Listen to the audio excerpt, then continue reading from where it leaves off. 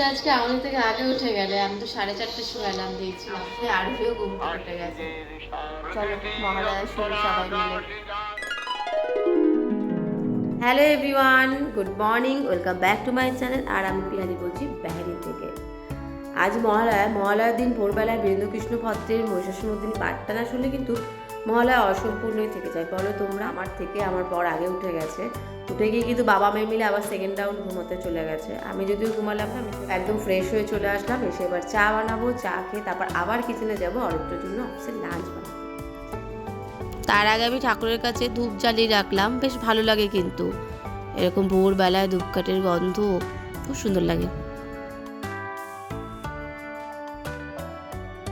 দাঁড়াও, তোমাদের রান্নাঘরের জানলাটা খুলে একটু দেখাই। ঘুরতে এখন ভোর 6টা বাজে, আলো কিন্তু বেশ ফুটে গেছে। আর এখানে দেখো পায়রাগুলো সব খাওয়ার জন্য এসেছে। আর এখানে দেখো আমাদের কুচি উঠে গিয়ে ডাকাডাকি শুরু করে দিয়েছে।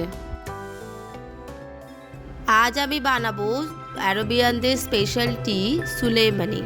তার জন্য সবার আগে আমি জল নিয়ে নিলাম সসপ্যানে, তারপর দিলাম হচ্ছে কিছুটা দারচিনি, 2টো এলাচ, 4টি লবঙ্গ, আর দিলাম একটুখানি আদা থেতো করে, দিয়ে দিলাম চিনি।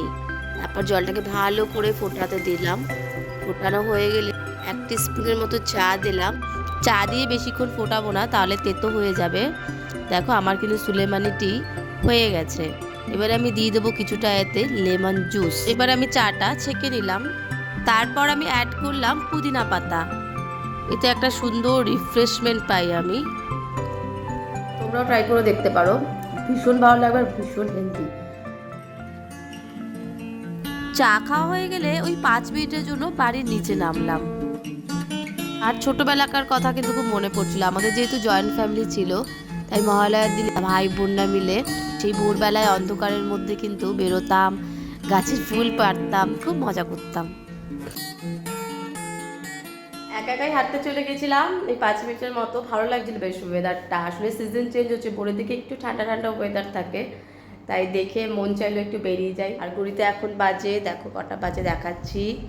ঘড়িতে এখন বাজে হচ্ছে 6:40। আরিত্রকে ডাকার সময় হয়ে গেছে, কারণ ওই 6:45-40 নাগাদই ওঠে। এবার আমি কিচেনে যাব।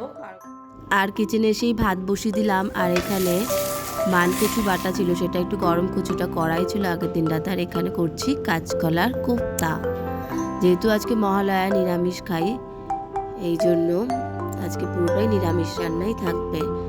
এই যে আমি এবার খাবারগুলো ওর লাঞ্চ বক্সে দিয়ে দিচ্ছি। চলো এবার আরোহীকে ডাকি।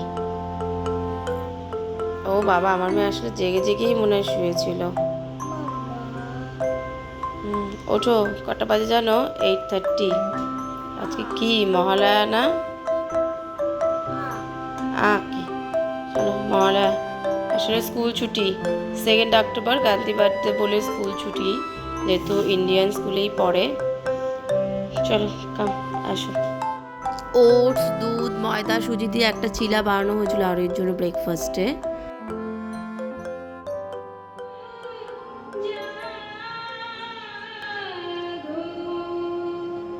এই পুরনো ডিডি বাংলায় যে মহিষাসুরমর্দিনী অনুষ্ঠানটি হতো, সংযুক্তা ব্যানার্জি মা দুর্গার রোলটি করেছিল, ওই অনুষ্ঠানটি কিন্তু আমার ভীষণ পছন্দের। আর ওটা ছাড়া কিন্তু আমি আজও অন্য কোনো অনুষ্ঠান দেখি না। ঘড়িতে এখন সন্ধ্যে 7টা বাজে।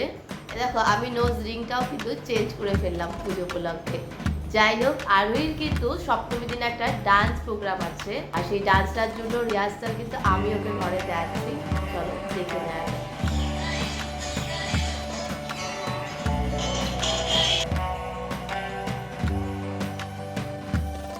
এইবারে ডান্স রিহার্সাল দেওয়া হয়ে গেলে আমরা চলে আসলাম ডিনার করতে, কারণ আরোহীর কালকে স্কুল আছে, তাতে ডিনার সারতে হবে।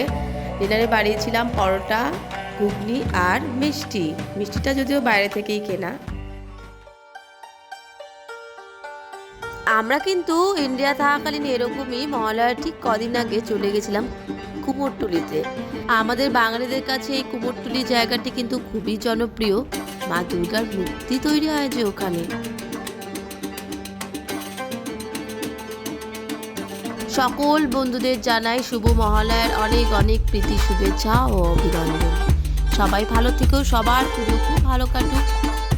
ব্লগটি ভালো লেগে থাকলে অবশ্যই একটা লাইক, কমেন্ট এবং শেয়ার করে দিও। আর যারা নতুন আমার চ্যানেলে, অবশ্যই চ্যানেলটিকে সাবস্ক্রাইব করে দিও। আজকের জন্য বাই বাই।